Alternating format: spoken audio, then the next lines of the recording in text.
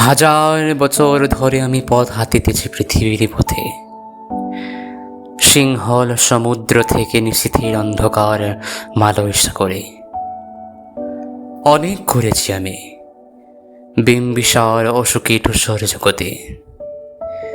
সেখানে ছিলাম আমি অরদূর অন্ধকারে বিদর্ভ নগরে।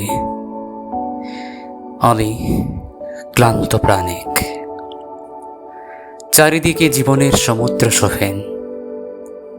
আমারই দুদণ্ড শান্তি দিয়েছিল নাতরের বনলতা সেন।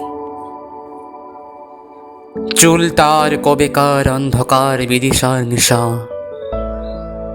মুখ তার শ্রাবস্ত্রের কারুকার্য।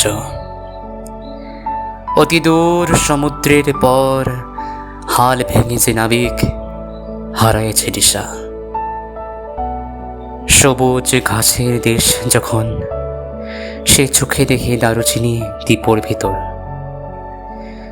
তেমনি দেখেছি তারে অন্ধকারে। বলেছে সে এতদিন কোথায় ছিলেন। পাখির নীরের মতো চোখ তুলে নাতরের বনলতা সে।